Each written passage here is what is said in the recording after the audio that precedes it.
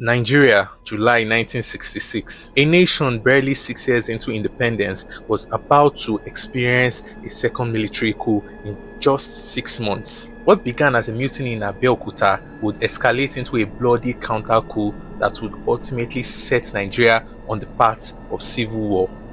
Today, we are examining one of the most pivotal moments in Nigerian history, the July 1966 counter-coup, often called the July rematch. To understand this event, we must first understand the context. In January 1966, a group of mostly Igbo officers staged Nigeria's first military coup, assassinating several northern political and military leaders. Major General Johnson Aguiyi-Ironsi, an Igbo officer who hadn't participated in the coup, took power and became Nigeria's first military head of state.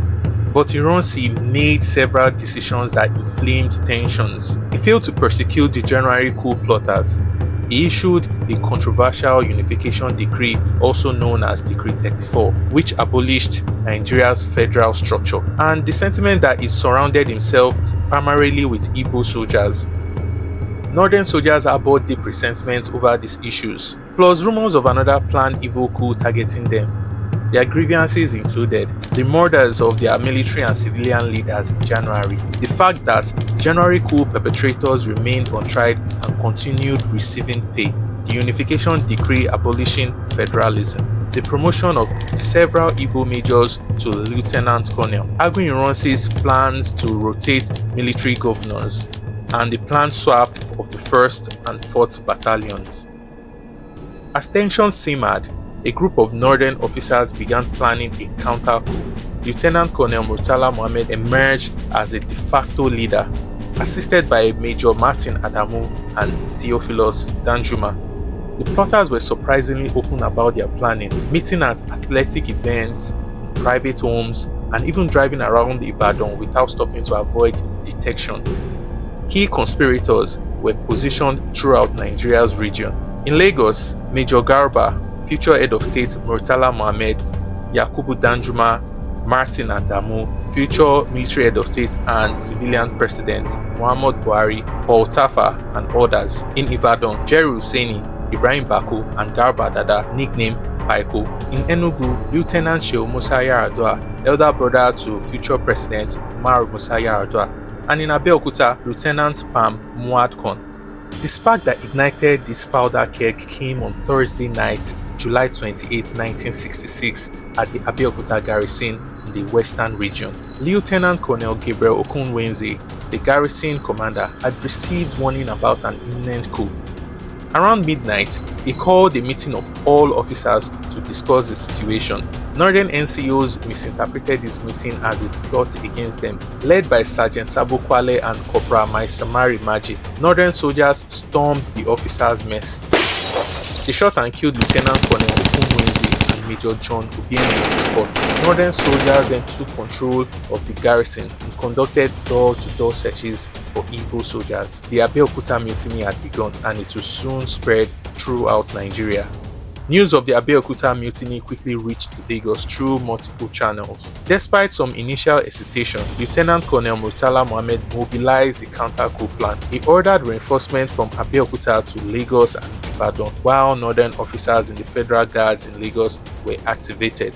At the 2nd Battalion in Ikeja, Lagos, Abeokuta mutineers arrived early on July 29. The coup there was initiated by Lieutenants Nathan and Nasarawa, with senior officers including Murtala Muhammed, Major Martin Adamu, Shitu Alao, and Musa Usman arriving to take command. A young lieutenant, Muhammad Buhari, was also among the participants. What followed was systematic violence against Igbo soldiers. An army captain was shot in front of his family, another lieutenant and his wives were shot.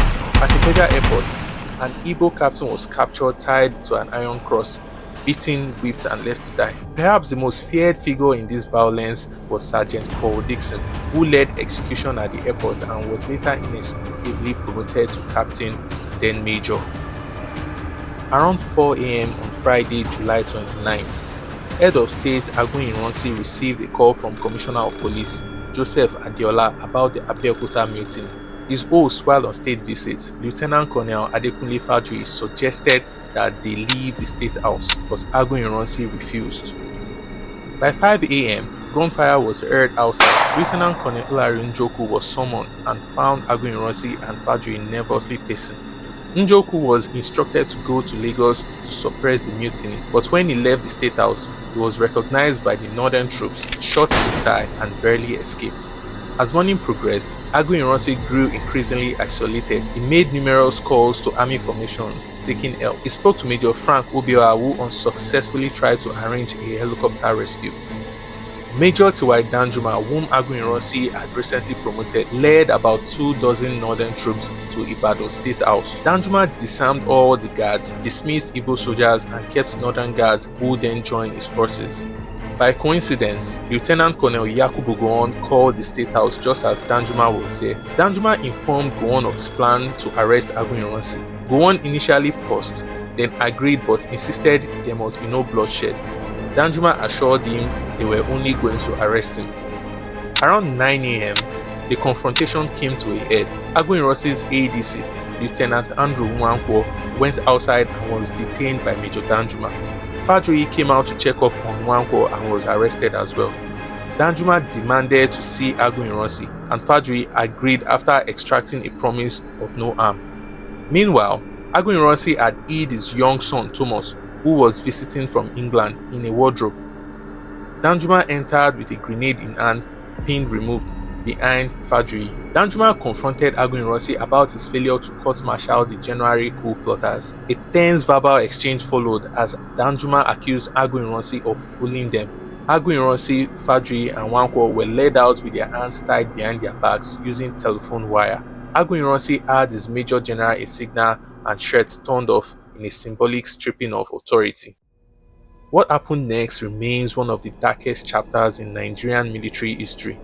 The NCOs took control, fearing Aguiyi-Ironsi might use supernatural powers to escape. There was a belief he possessed mystical power through his crocodile swagger stick named Charlie. The captives were loaded into vehicles and driven away. They were stripped to their trousers, whipped and severely beaten. They were interrogated about the January coup, but Aguiyi-Ironsi remained silent. Eventually, Aguiyi-Ironsi and Fajuyi were taken into the bush and killed by machine gun fire. For years, a popular legend maintained that Fajuyi died because he refused to abandon his guest Aguiyi-Ironsi. But historical evidence suggested otherwise. Northern soldiers targeted Fajuyi specifically, suspecting his involvement in the January coup. According to Lieutenant Walby, "We arrested him as we arrested Ironsi. We suspected him of being party to the January coup." As this event unfolded in Ibadan, similar scenes played out across Nigeria. In Ibadan's Lt-Col barracks, northern soldiers rounded up and killed Igbo soldiers by tossing grenades into their guard room. In Lagos, northern soldiers seized control of all military units within 24 hours. The Federal Guards fell under Captain Joe Garba's control. Brigadier Ogundipe attempted to recapture the airport, but his forces were ambushed and suffered heavy casualties. In Kaduna, northern soldiers conducted trials of Igbo soldiers, sentenced them to death, and executed them. Major Upo Isong, who wasn't Igbo, and other officers who hadn't participated in the January coup were amongst those killed. But not all regions saw bloodshed. In Kano, no immediate violence occurred because the battalion was commanded by Lt-Col Muhammed Shua and Major James Oluleye. He secured the armory keys early, preventing access to weapons. Most significantly, in Enugu in the eastern region, Lieutenant Colonel David Baba Ogunwewe demonstrated exceptional leadership by convincing northern soldiers to hand over armory keys and negotiating a truce between northern and southern soldiers. The Counter-Coup succeeded in all regions except the eastern region, creating a stalemate similar to the January 1966 coup, but with reverse regional control. The eastern region remained under Ojuku's command while the rest of the country fell under northern military control. In the aftermath, Lieutenant Colonel Yakubu Gowon emerged as Nigeria's new head of state. The official announcement of Ironsi's death wasn't made until early 1967, with many Igbo civilians refusing to believe he was dead, believing his crocodile swagger stick would have protected him. The July counter-coup set Nigeria on the path of civil war. The massacre of Igbos in the north that followed in September and October 1966 led to a mass exodus of Igbos to the eastern region. By May 1967, the eastern region would declare independence as Biafra, beginning a brutal civil war that would claim over 1 million lives. The event of July 1966 remained a painful chapter in Nigerian history. The Counter-Coup was not simply a military exchange of power, but a violent upheaval with ethnic dimension that would reverberate through Nigeria for decades to come. Understanding these events help us grasp the complex forces that have shaped modern Nigeria and the ongoing challenges of building national unity in a diverse federation. Thank you for watching. If you found this video informative, please like, follow, and share for more content on Nigerian history. Leave your thoughts in the comments below, and we'll see you in the next video.